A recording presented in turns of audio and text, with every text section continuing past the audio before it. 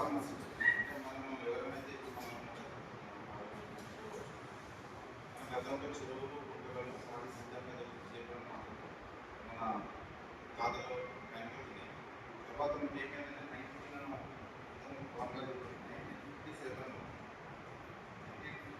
ఇద్దరు శాస్త్రవేత్తలు Harilal Chaudhary and doctor KH Ali మకుని అనే ఇద్దరు శాస్త్రవేత్తలు ఇద్దరు కొలీగ్స్ కలిసి పనిచేసే కొలీగ్స్ అన్నమాట.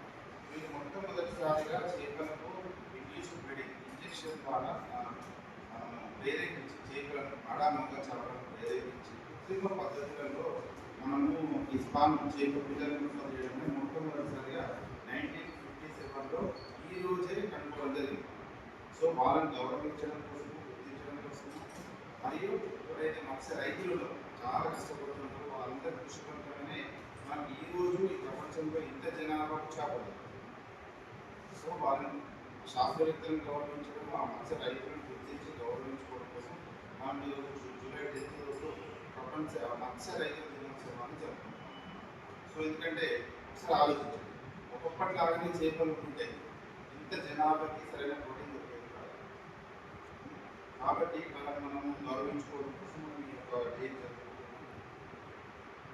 అందరం కూడా ఇంతకుముందు డిస్కస్ చేసుకున్న విధానం ఏంటంటే నేషనల్ ఫిషరీస్ డెవలప్మెంట్ బోర్డులో చాలా రకాల స్కీమ్స్ ఉన్నాయి. మొన్న మేము మనకు ఉమ్మడి కరీంనగర్ జిల్లా అంటే మన జగిత్యాల, మన రాజేంద్ర సిరిసిల్ల, ఆ తర్వాత పెద్దపల్లి, తర్వాత మంచిర్యాల,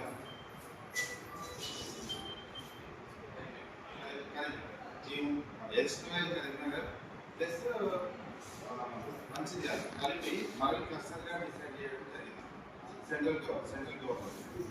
సో మనకి ఇక్కడ ఏంటంటే ఎవరైతే కొరమీను కల్చర్ చేయడానికి ఇంట్రెస్ట్ చూపిస్తారో అవి మన హ్యాచరీస్ ఉంటాయి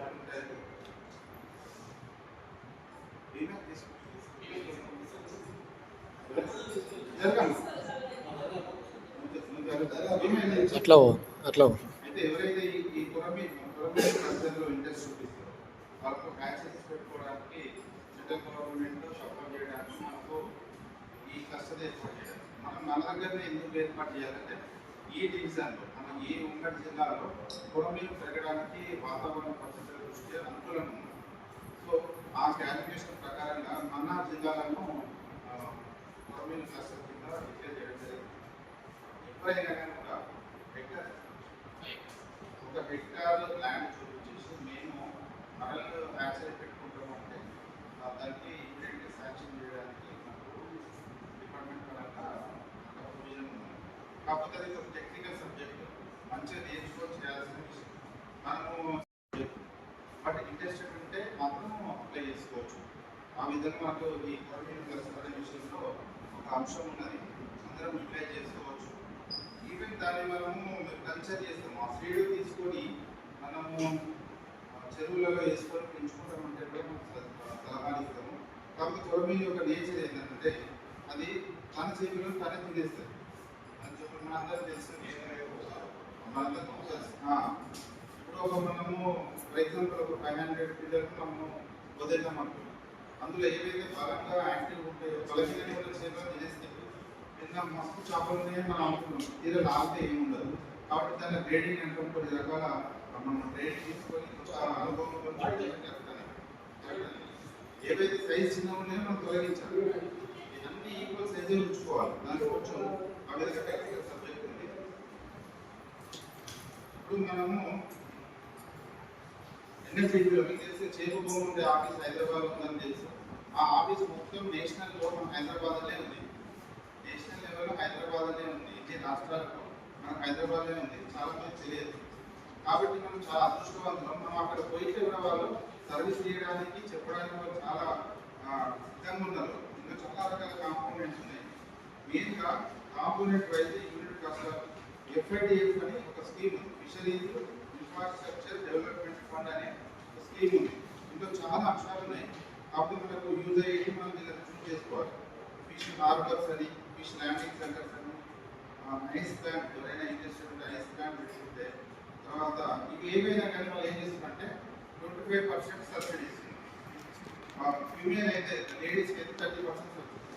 మిగతా 70% మనం డిపిఆర్ మనం ఏం చేస్తాం, ఎట్లా చేస్తాం, ఎంత పెట్టుబడి పెడతాం, ఎంత లాభం వస్తుంది అని తెలియజేసేది డిపిఆర్ అంటే డీటెయిల్ ప్రాజెక్ట్ రిపోర్ట్ ఇస్తే బ్యాంక్స్ ద్వారా కూడా వాళ్ళే లోన్స్ ఇచ్చే అవకాశం ఉంది. ఎవరు నేషనల్ ఫిషరీస్ డెవలప్మెంట్ బోర్డ్ నేను చెప్పే ఏ స్కీమ్ కూడా మన డిపార్ట్మెంట్ అవసరం లేదు. డైరెక్ట్ మీరు ఎన్ఎఫ్టీవీకి పోయి చేసుకోవచ్చు. అది కరెక్ట్ ఉంటే వాళ్ళు ఎంక్వైరీ చేసి వాళ్ళు శాంక్షన్స్ ఇస్తారు. అది చాలా బాగుంది. తర్వాత ఇక్కడ ice plants, cold storage units, తర్వాత ఫిష్ ట్రాన్స్పోర్ట్ ఫెసిలిటీ ఇది అందరూ యూజ్ చేసుకోవచ్చు. 20 lakhs ఉంది. మీకు తెలిసి వెహికల్స్ గురించి తెలుసు కదా, ఇది ఎన్ఎఫ్టీవీలో ఉంది. దీనికి మన ప్రమేయం లేదు. డైరెక్ట్ పోయి అక్కడ పోయి అప్లై చేసుకోవచ్చు. ఫస్ట్ ఏంటంటే ఎన్ఎఫ్టీ పోర్టల్లో ఎన్రోల్ కావాలి. అది ఫుల్ కష్టం కాసేపు చెప్తారు. మీ ఐడి నెంబర్ అది చూపించేసిన తర్వాత సార్ ఇది ఎట్లా చేసుకోవాలి, ఏం చేసుకోవాలి అంటే మంచిగా మీరు కూర్చున్నట్టు డీటెయిల్ అంతా చెప్తారు. మేము ఓవరాల్ మీకు అంతా కోఆర్డినేషన్ మీకు హెల్ప్ చేస్తాం. అక్కడ అఫీషియల్స్ ఉన్నారు, చాలా అందరూ తెలుగు మాట్లాడాలి, హ్యాపీగా వెరిఫై చేసుకోవచ్చు. తర్వాత integrated cold chain development of modern fish market అని, ఫుడ్ సర్వీస్ బ్యాంక్ అని, హ్యాచరీ కూడా మనం చేసుకోగలిగితే హ్యాచరీస్ మనమే ఓన్గా చేప పిల్లలు మనం ఏదైతే ఇంజక్షన్ కాకుండా చూస్తున్నామో మనమే పెట్టి చేసుకోవడం అనేది సార్. సో దానికి కూడా వాళ్ళు 50 lakhs యూనిట్ కాకుండా 25% వాళ్ళు సబ్సిడీ ఇస్తున్నారు. ప్లస్ మిగతా బ్యాంక్ లోన్ వాళ్ళు కూడా సపోర్ట్ చేస్తారు అన్నమాట. తర్వాత ఫిష్ మార్కెట్స్, తర్వాత subsidy farms, fish processing units, feed mills, feed చేపల దానాను మనం తయారు చేయడానికి ఫీడ్ మిల్స్ పెట్టుకుంటే కూడా దానికి వాళ్ళ దగ్గర స్కీమ్ ఉంది. తర్వాత కేజ్ కల్చర్ చూడండి, బ్రోచర్ మేము జిరా చేసి